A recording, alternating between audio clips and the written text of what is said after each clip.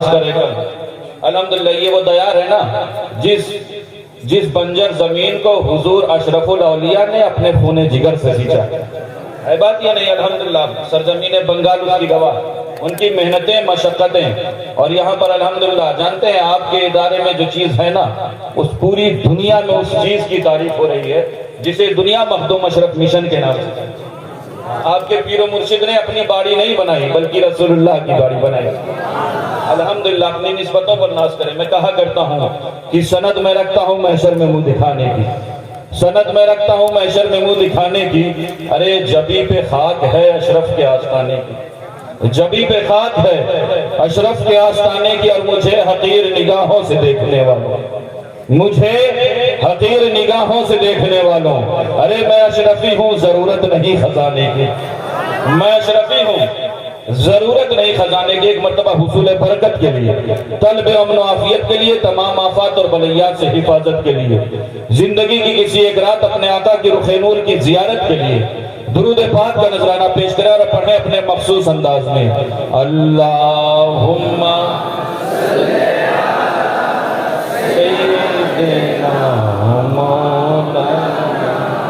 محمد والا سیدنا مولانا اللہم صلی علی سیدنا مولانا محمد والا سیدنا مولانا۔ خطبے کے بعد میں نے جس آیت کریمہ کی تلاوت کا شرف حاصل کیا ہے اس کے متعلق میں کچھ کہوں۔ الحمدللہ میری کوئی حیثیت اور اوقات نہیں ہے کہ میں نبی کے خاندان کی شان بیان کروں۔ کیوں؟ کیونکہ جن کی شان قرآن بیان کر دے، جن کے شان کے قصیدے رحمان پڑھ دے، ان کی شان کوئی انسان نہیں بیان کر سکتا۔ اور وہ حسین اعظم کی میں کہا کرتا ہوں کہ خود ہی نے دل سے پوچھا ہے بتا کہ کیا حسین، خود ہی نے دل سے پوچھا ہے بتا کہ کیا حسین ہے، دھڑک دھڑک کے بول اٹھا صدا صدا صدا صدا حسین ہے۔ اور شان اہل بیت دیکھ سبھی کے سب مثال ہے۔ مصطفیٰ کا خاندان قسم خدا کی اس کا جواب نہیں۔ شان اہل بیت دیکھ سبھی کے سب مثال ہے، ارے کوئی نہیں حسین سا، حسین بس حسین ہے، کوئی نہیں حسین سا، حسین بس حسین ہے۔ اور جانتے ہیں بشر سے چل بشیر تک۔ الحمدللہ اہل سنت گستاخوں کے ٹولے کا نام نہیں ہے بلکہ اہل سنت مصطفیٰ کے وفاداروں کا نام ہے۔ الحمدللہ اہل بیت کا مقام اگر آپ کو جاننا ہو نا تو صحابہ کی چوکٹ کو چومیں، پتہ چل جائے گا نبی کے گھر والوں کے ساتھ سلوک کیسا کرنا ہے۔ مصطفیٰ کے در والوں نے بتا دیا ہے کہ نبی کے گھر والوں کے ساتھ پیش کیسے آنا ہے۔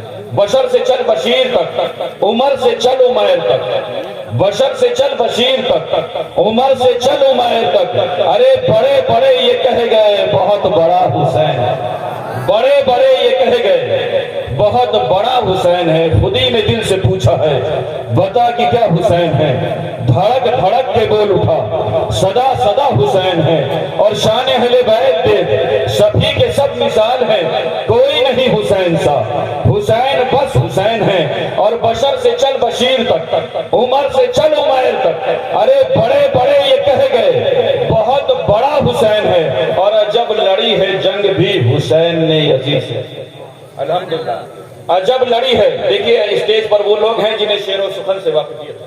ہاں عجب لڑی ہے جنگ بھی حسین نے یزید سے، ارے اب اس سے بڑھ کے جیت کیا یزید تھا، حسین اب اس سے بڑھ کے جیت کیا یزید تھا، حسین ہے۔ اسی لیے میں کہا کرتا ہوں کہ دل دل برا بھی حسین ہے، غم عاشقاں بھی حسین ہے، صفِ بر زمیں بھی حسین ہے، سر آسماں بھی حسین ہے۔ اور جہاں فیصلے ہوں ضمیر کے کسی آدمی کے خمیر کے، ارے وہاں لاکھ ابن زیاد ہوں وہاں ایک جا بھی حسین، وہاں لاکھ ابن زیاد ہوں۔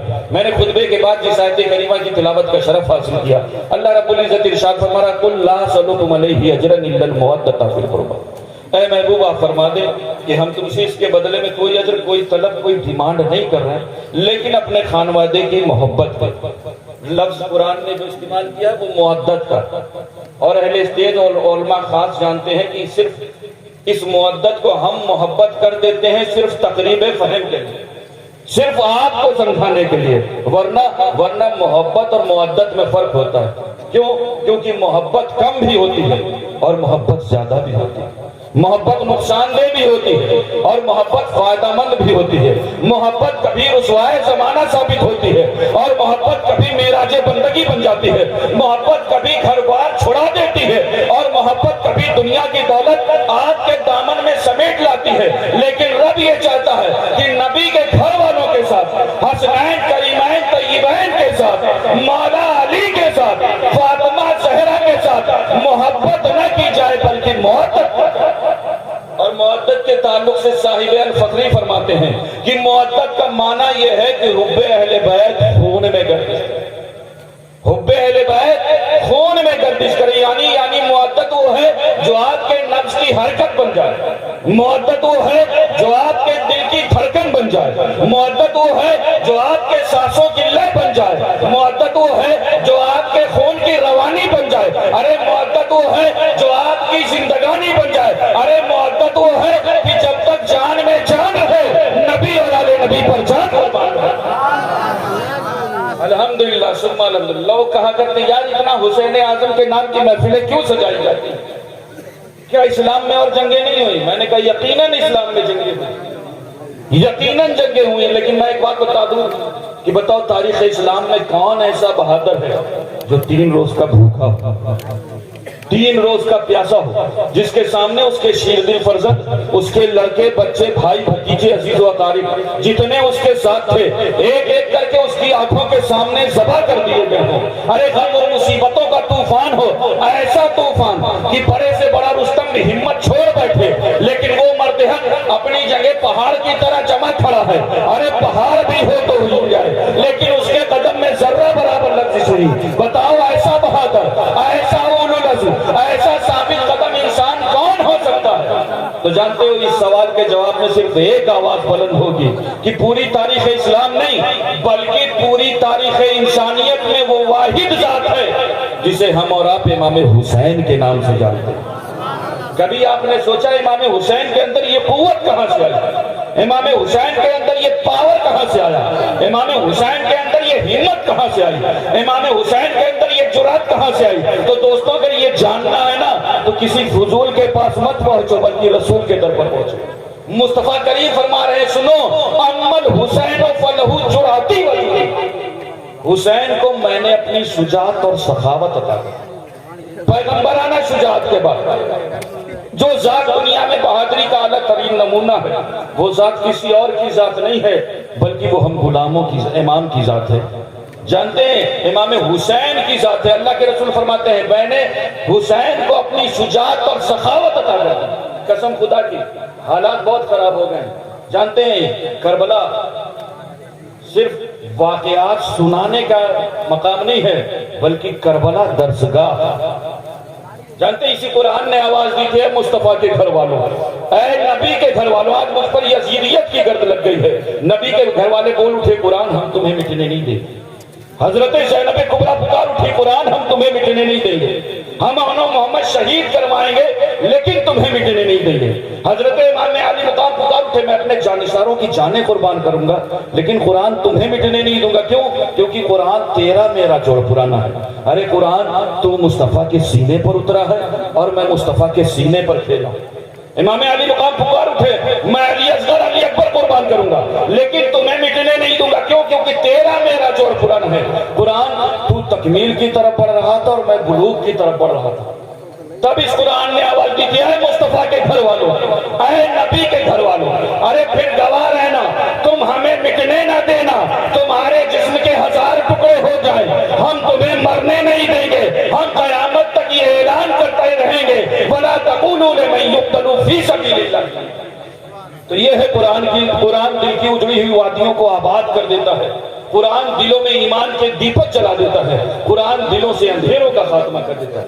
آج ضرورت اس بات کی ہے کہ ہم اپنی محفل میں حسین حسین کی صدائیں بنائیں، کیونکہ جانتے تاریخ شاہد ہے کہ 1400 سال ہو گئے آج تک کسی نے امام حسین کے سجدے پر شک نہیں کیا.